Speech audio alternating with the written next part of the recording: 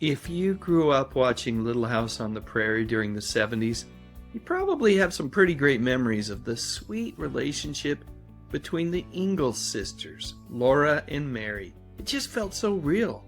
However, when the cameras weren't rolling, believe it or not, things between the two young actresses that played Laura and Mary, Melissa Gilbert and Melissa Sue Anderson, were much more difficult.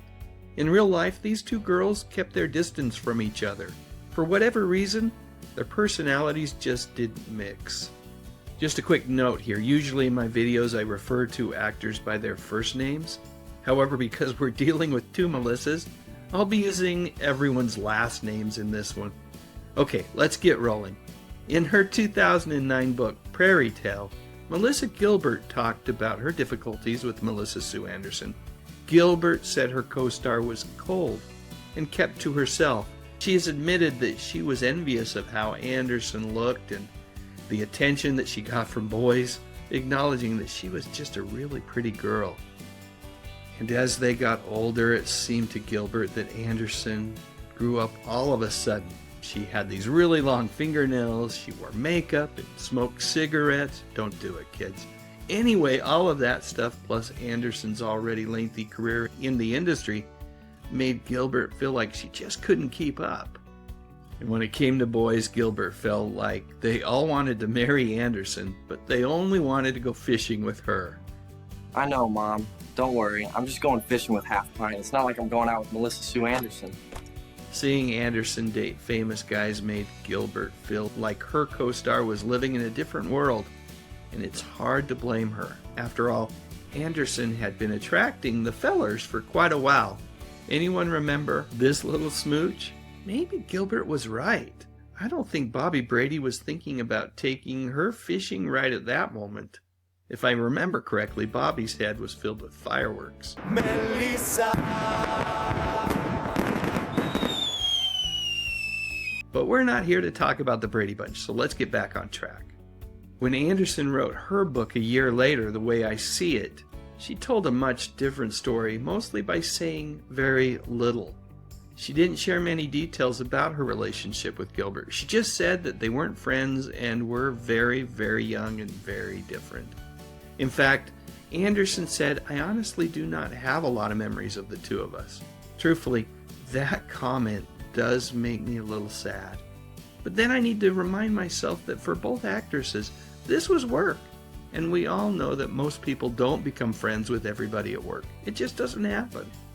You want to check out my comic book collection this weekend? You're such a dweeb. But why did she keep to herself so much? And why did Gilbert feel like she was cold and aloof? Well, Anderson believes it was because she was shy. And maybe, just maybe, because she really cared a lot about her job. She felt like she needed to work hard because she loved acting so much. She also felt like some of the other kids on the show weren't that serious of actors. She just wanted to do a great job and please Michael Landon. However, she has acknowledged that because she was so focused, other people may have thought that she was unfriendly or even stuck up.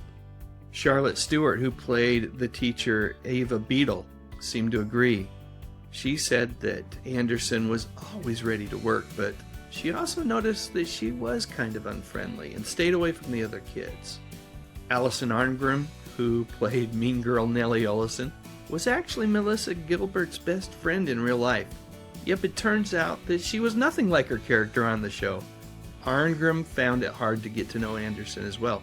Of course, it is entirely possible that because Gilbert and Arngrim were such close friends, maybe Anderson felt a little bit like the odd girl out, especially if she was just naturally kind of shy.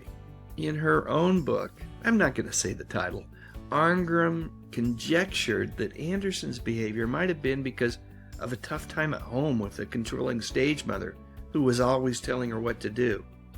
It's possible that maybe Anderson's mom told her to keep to herself and that being cold was just her way of protecting herself. But all of this stuff is just pure speculation, so let's rein it in and focus on what we know to be factual. And that is that Anderson has said that she was just a shy kid who most of the time while on set preferred to be alone. It is worth noting that Anderson was the only young actor on the show to get an Emmy Award nomination for her work, for the episodes where Mary went blind. Not sure how that kind of success plays into the equation, but it is definitely something to consider. I really love this reunion picture of the cast from a few years back. Yep, Ma Ingalls with her girls. It doesn't get any better than that. So anyway, while Gilbert and Ingram saw problems, I think it's fair to say that many of the adults on the set, they just saw someone who was great at her job. Karen Grassel did say that she got the cold shoulder from Anderson once or twice over their many years of working, but she figured that Anderson was just a kid trying to deal with grown-up Hollywood stuff that she didn't always know how to work through. In the end, I think it's fair to say that these on-screen sisters were just very different people who wanted different things.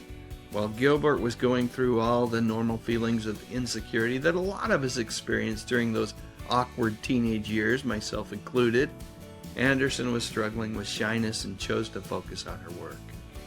There probably isn't just one right side to their story. Instead, it's a complicated one of two kids growing up in Hollywood, and they each remember their time on Little House on the Prairie in their own way. And now for something only semi-related. A Little House on the Prairie. Nellie, you all right? She's hurt bad. You stay with her. I hope you're happy, Laura Ingalls. A cruel accusation leads to heartbreak for Laura and trouble for the Ingalls. See Little House on the Prairie tonight at 8, 7 Central and Mountain Time on NBC. Tommy, Fluffy gets Alpo. But this is new and improved. Oh, Tommy, even a new improved dog food can't beat Alpo beef chunks dinner. How come? Well, Alpo has meat byproducts and beef Dogs love it. and all the nutrition dogs need. And no matter how hard people try, they just can't beat the taste of beef or the nutrition in Alpo. See? See? I see. Si, senor. There's no better dog food in the world. Easy on a ketchup, Chris. The time I spend with my family is important, and pictures like these mean a lot. That's why I get them printed on Kodak paper. To me, this says quality. You know, you may think using Kodak film automatically gets you Kodak paper. Not true. You've got to look for a store with a Kodak paper sign. Really, nobody gets it automatically. Even I don't. I do the commercials. Look for the Kodak paper sign when you get your pictures developed. Here, Daddy. Monday on Little House, Laura writes a book that could make her famous, but the price could be Jenny's love and respect. How can you even think of allowing your name on that book? Then catch the biggest stars, the hottest specials, your favorite series and more in 2 blockbuster hours of entertainment, the 4th annual TV Guide Special. Monday on NBC. You are special. Didn't have to do it, but she did.